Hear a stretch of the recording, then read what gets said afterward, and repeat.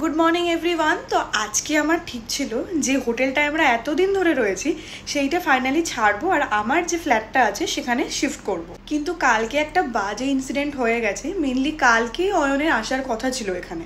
তো আমার এখানে যা যা কাজ ছিল ওগুলোও একটু এগিয়ে যেত, কিন্তু কাল সকালের যে ফ্লাইটটা ওর ছিল ইন্ডিগোর, সেইখানে যখন ফাইনাল বোর্ডিংয়ের টাইমে ওদের সিস্টেমটা হ্যাং করে যায়।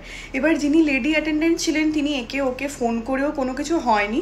তো আলটিমেটলি কিছুক্ষণ পরে জানিয়ে দেওয়া হয় যে গেট ক্লোজ হয়ে গেছে আর বোর্ড করা যাবে না। এরকমভাবে 10-15 জন ছিলেন। অনেক কিছু বলার পর, এত কমপ্লেন করার পরও কিছু কোনো রকম হেল্প ওনারা করেননি।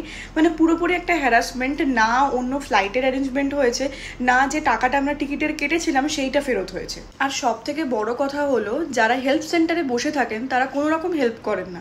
কালকের এই যে ঘটনাটা, এটা তো পুরোপুরি ওনাদের এন্ডের একটা সিস্টেম ফেলিওর হতেই পারে, কিন্তু তার জন্য যে সমস্ত প্যাসেঞ্জাররা আছেন তাদের জন্য কোনো না কোনো ব্যবস্থা তো করবেন। অ্যাটলিস্ট টিকিটের টাকাটাই ফেরত দেওয়ার কথা, কিন্তু সেটাও কিছু করেনি। বাট আমরা কমপ্লেন করেছি, দেখা যাক কি হয়। আমরা ফ্লাইটের টিকিট কখন থাকি? যখন আমাদের কাছে টাইম খুব শর্টেজ থাকে, যখন আমাদের কাছে হাতে টাইম নেই, তার মধ্যে আমাদের একটা কাজ করতে হবে বেশি টাকা দিয়ে, আমরা চাই যে ফ্লাইটে গেলে আমাদের কাজটা তাড়াতাড়ি হয়ে যাবে। কিন্তু এখানে হয়ে গেল আমার ক্ষেত্রে পুরোপুরি উল্টো। মানে একটা গোটা দিন আমার জন্য পুরো নষ্ট হওয়া মানে অনেকটা বড় ব্যাপার। এত দূরে একটা জায়গায় আছি, একা সব অ্যারেঞ্জ করছি।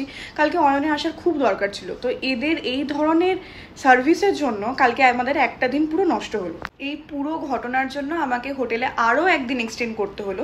তো আমরা ফাইনালি শিফট করব কালকে। এখন আমার সমস্ত জিনিসপত্র কেনা হয়নি, হাফ করে রেখেছি। এবার অয়ন আসলে বাকি হাফটা হবে। এখনও ক্লিনিং বাকি আছে, সমস্ত জিনিসের ডেলিভারি হবে, এখনও আমার বেডটা দেখা হয়নি। তো এই অনেক কিছু আছে, তার সাথে আমার শিফটিং আছে। এই পুরো জার্নিটা তোমাদের সাথে অবশ্যই শেয়ার করবো।